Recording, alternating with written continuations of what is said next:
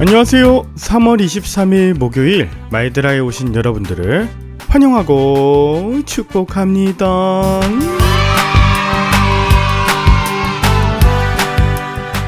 어제 본문에서는 하나님께서 범죄한 이스라엘을 위해 염려하셨다는 것으로 마쳤는데요. 마침내 오늘 본문에선 가치없고 또 비천하게 여김받던 한 사람을 쓰셔서 이스라엘을 구원하는 이야기가 나옵니다. 누구의 이야기인지 또 끝까지 해피엔딩인지 우리는 어떻게 하나님께 쓰임받을 수 있을지 함께 살펴보면서 오늘도 힘차게 마이드라를 시작해 보도록 하겠습니다. 자, 출발!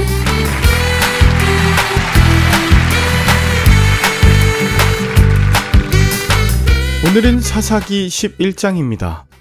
오늘은 입다 장군에 대한 이야기가 나와요. 입다는 길르앗의 본 부인이 아닌 기생에게서 낳은 아들이었어요.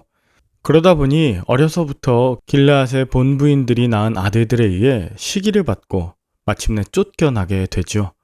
입다는 돕이라는 곳에 거주하며 그 땅에 있던 잡류들이 모여서 함께 살게 되었습니다. 여기에서 잡류라고 하는 아나쉼 레킴이라고 하는 단어는 무가치하고 원리 엄칙이 없는 자들이란 뜻인데, 그런 그들이 입다에게로 자발적으로 모였다는 것 주목할 만하죠. 입다가 과연 어떠한 삶을 살았기에 이런 무가치하고 무원칙자들이라고 여겨졌던 잡류들이 입다에게 모였을지 상상해 보게 합니다. 한편 암몬이 이스라엘을 차지하려고 하자 길르앗의 장로들은 돕 땅에 살고 있던 입다에게 찾아와 암몬과 대신 싸워달라고 요청합니다. 언제는 길르앗 땅에서 쫓아내었다가 이제는 자신들이 어려운 상태가 되자 도움을 구하기 위해 길르앗의 장로들까지 오다니요. 입다는 여호와의 이름으로 그들을 이기면 그들의 머리가 되겠다고 하는 확답을 받고 여호와께서 증인되어 주심 안에 그들의 장군으로 합류하게 됩니다. 한편 암몬 왕은 길르앗 주변을 둘러싸고 아르논에서부터 얍복과 요단까지 점령했던 이스라엘 땅을 다 돌려달라고 말해요. 특별히 암몬은 이것을 평화롭게 하는 거라고 하는데 사실상 협박이죠. 이것의 입다는 그 땅이 이스라엘이 애굽에서 나올 당시 아모리 족속의 땅이었지만 하나님께서 그들을 쫓아내셨고 이스라엘은 지금까지 300년 동안 거주했던 것이라며 역사적 지식과 일반적 논리에 기반하여 차근차근 반박합니다. 그러나 입다의 뛰어난 언변에도 불구하고 암몬 왕은 그것을 수용하지 않고 그저 막무가내로 빼앗으려고 합니다. 이에 29절 여호와의 영이 입다에게 임하시고 그가 암몬과 전쟁하러 나아가는데 30절 입다가 만약 암몬 자손을 자신의 손에 넘겨주셔서 무사히 돌아오게 된다면 가장 먼저 영접하러 나온 것을 하나님께 번제물로 드리겠다고 서원해요. 그리고 32절에 보면 여호와께서 그들을 그의 손에 넘겨주심에 20성읍을 치고 그들을 매우 크게 무찌르며 암몬 자손이 이스라엘 앞에 항복하게 됩니다. 그리고 암몬과의 전쟁에서 승리 후 돌아온 입다는 그를 가장 먼저 나와 맞이한 자신의 무남 동료인 딸을 보게 되죠. 그가 하나님께 했던 서원 때문에 딸을 하나님께 드릴 수밖에 없다라고 생각했고 그것을 입다의 딸에게 이야기합니다. 이에 입다의 딸은 2달간 친구들과 산 위에서 처녀로 죽음을 애곡하고 내려오겠다고 하는 시간을 달라고 요청했고 2달 뒤 딸이 내려오자 입다는 서원대로 딸을 번제물로 바쳤습니다. 이것이 사사기 11장의 내용이에요. 우리나라 사람들은 유독 출신을 중요하게 생각합니다. 어떤 지역에서 태어났고 또 어느 학교를 나왔는지, 교회도 출신 교단 또 출신 교회, 부모가 누구인지 등을 통해 한 사람을 평가하는데 아주 익숙합니다. 이러한 출신을 통해 알게 모르게 계급을 나누고 상대를 대하기도 하죠. 그런데 세상에는 누가 보기에도 출신이 좋지 못한 사람들이 많습니다. 저 역시 그런 사람이고요. 그런데 하나님은 그러한 출신과 상관없이 한 생명을 귀하게 여기며 격려하시는 분이십니다. 그런 입다였기 때문에 그는 돕 땅에 살면서도 잡류라고 불리우는 무가치하고 배우지 못한 자들의 마음을 이해하며 그들을 자신의 동역자로 삼을 수 있었던 것입니다. 우리가 하나님의 마음을 품는다면 세상 출신과 이익을 위해 움직이는 자들도 결국은 위기와 어려움 앞에서 여러분 앞에 도움을 요청하는 날이 올 것입니다.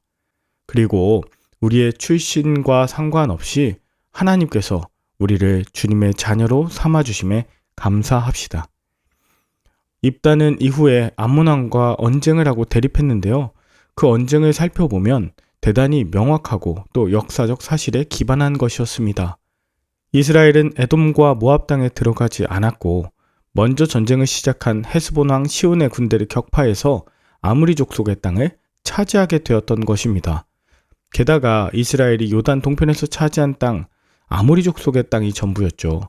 그러니 지금 암몬이 요구하는 것은 매우 부당한 일일 뿐 아니라 타협할 수 없는 부분이었습니다. 하나님의 의와 진실을 갖고 있다면 때로 좁은 길, 어려운 길, 피할 수 없는 갈등에 직면하기도 합니다. 그러나 무엇이 하나님이 원하시는 정의와 공의인지를 확인하셨다면 이 하나님의 의를 포기하지 마시기 바랍니다. 그리고 가장 중요한 건 입다가 자신의 서원으로 인해서 자신의 딸을 바치게 되는 일이 생기는데요. 입다는 암몬과의 전쟁을 앞두고 그의 내면이 참으로 불안했고 더 나아가 하나님을 신뢰하는 마음이 흔들렸던 것 같습니다. 사실 길르앗을 구원하기 위해 그에게는 하나님과 그 어떠한 서원 혹은 딜도 필요하지 않았습니다. 본문에 보면 입다는 큰 용사였고 하나님의 영이 함께 했으며 또 하나님이 이미 적들을 입다의 손에 넘겨주셨다고 말씀하셨기 때문입니다. 그러나 그는 자신이 누군지 알지 못했고 또 하나님의 영이 함께 있는지 몰랐으며 결국 무리한 서원으로 안타까운 딸을 잃게 되었습니다. 여러분, 우리가 신앙생활하면서 굉장히 중요하게 여기는 것이 바로 이 서원인데요. 여러분도 하나님께 서원한 적이 있으실 겁니다. 그러나 서원을 했다고 사람을 죽여야 하는 것은 아닙니다. 서원이란 말 그대로 자원하는 마음이고 하나님을 기쁘시게 하는 것이어야 합니다. 게다가 서원을 돌이킬 방법도 레위기 27장에 이미 있습니다.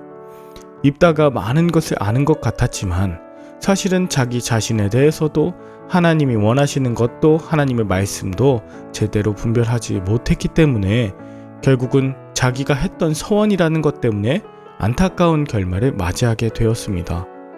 여러분들이 마음속에 서원한 것이 생각난다면 그 서원을 하게 된 것이 혹시 하나님을 오해하거나 염려와 불신앙에서 비롯된 것은 아닌지, 그 서원에 대한 당사자의 의견은 존중되었는지, 이것이 고려되지 않는다면 서원이라는 것은 결국 자신의 목적을 이루기 위한 또 하나의 폭력에 지나지 않을 것입니다. 오늘도 하나님이 기뻐하시는 또 자원하시는 마음의 서원을 여러분 스스로 하나님께 드려서 하나님이 기뻐하시는 복된 사사들, 하나님의 영으로 충만한 자 다 되시길 축복합니다. 함께 기도할까요? 하나님 아버지, 이스라엘의 어려움을 세상이 주목하지 않던 입달의 사사로 들어쓰시는 계기로 바꾸신 것에 놀랍니다.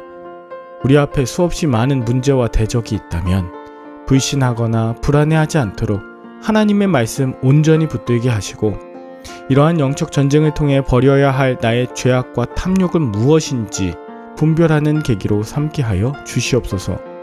우리를 인도하시는 말씀 잊지 않게 하시며 구원의 주님 예수 그리스도만 붙들게 하옵소서. 예수님의 이름으로 기도 올리옵나이다. 아멘. 오늘도 좋은 하루 되시길 바라며 저는 내일 다시 찾아뵙도록 하겠습니다. 샬롬.